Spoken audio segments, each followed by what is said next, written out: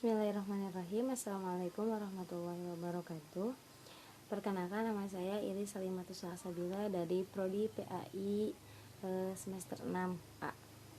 Nah, di sini saya akan menjelaskan tentang karakter dan sikap peserta didik di mata kuliah Hadis Tarbawi. Kebetulan ini adalah tugas UTS. Nah, materi yang akan dijelaskan itu ada 4 poin. Nah, yang pertama itu ada poin tentang sikap peserta didik ketika menerima pembelajaran. Nah, yang kedua bagaimana sikap duduk seorang peserta didik, kemudian tidak melalaikan pelajaran. Nah, yang keempat itu sebagai pemerhati ilmu. Nah, Islam mengajarkan manusia untuk mencari ilmu. Nah, untuk apa?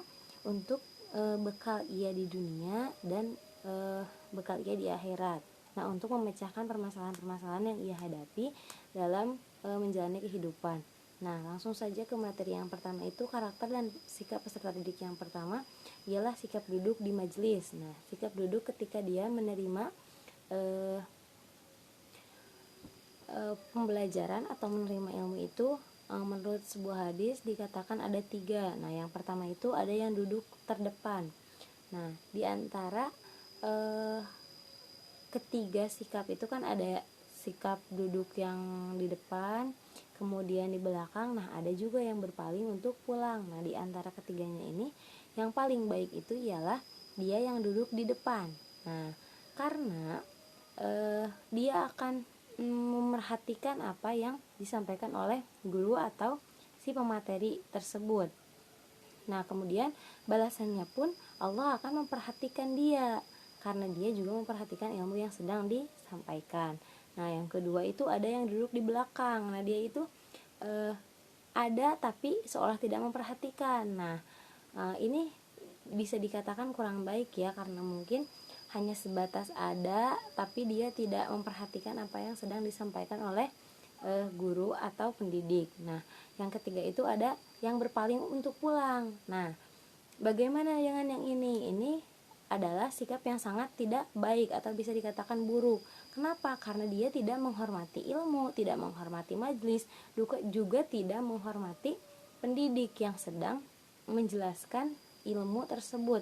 Nah, apa kata Allah balasannya? Maka Allah juga akan berpaling dari ia yang meninggalkan majelis ilmu. Nah, kemudian yang kedua ada sikap peserta didik ketika menerima pelajaran. Nah, di sini ada 3 poin. Yang pertama itu diibaratkan sebagai bumi yang subur. Nah, kenapa diibaratkan sebagai bumi yang subur? Nah, karena karakter peserta didik ini yang diibaratkan dengan bumi yang subur ialah ia yang mampu menerima dan memberikan manfaat kepada orang lain atau disebut dengan orang alim. Nah, ketika dia mendapatkan ilmu, dia tidak hanya menerapkan untuk dirinya sendiri saja, tapi juga bisa menjadi manfaat bagi orang lain. Nah, begitupun bumi yang subur. Nah, bumi yang subur itu kan dia bermanfaat untuk orang lain dan dia juga bermanfaat untuk dirinya sendiri. Nah, jadi enaklah untuk dimanfaatkan dan dia juga nyaman terhadap ilmu yang dia terima itu untuk diamalkan. Nah, jadi dia bermanfaat untuk dirinya dan untuk orang lain. Nah, kemudian yang kedua itu ada diibaratkan sebagai bumi yang gersang. Nah, dia diibaratkan sebagai bumi yang gersang. Nah, seperti apa? Nah, ini ialah orang yang tidak mengamalkan ilmunya. Jadi dia paham, dia tahu bagaimana cara bersikap terhadap orang lain misalkan. Kemudian dia juga tahu berbagai ilmu, baik itu hadisnya atau ayat Qur'annya, baik itu penjelasannya, tapi dia hanya memberikannya itu kepada orang lain atau hanya menjelaskan itu kepada orang lain. Nah, tidak mengamalkan untuk dirinya sendiri. Jadi dia itu hanya menceramahi atau memberitahu orang lain, sedangkan dia tidak mengamalkan untuk dirinya sendiri. Nah, kemudian yang ketiga itu diibaratkan sebagai bumi yang licin dan datar. Nah, ini karakter yang sangat tidak baik. Kenapa?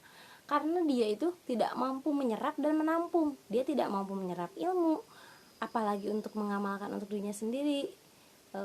Kepada orang lain tidak bisa, apalagi untuk dirinya sendiri. Nah, dia itu tidak bisa menampung ilmu, tidak bisa menyerap ilmu yang disampaikan. Nah, jadi tidak bermanfaat orang yang diibaratkan sebagai bumi yang licin dan tandus.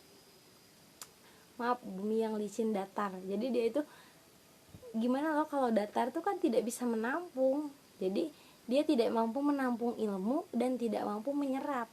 Karena licin jadi tidak mampu menyerap ilmu yang disampaikan.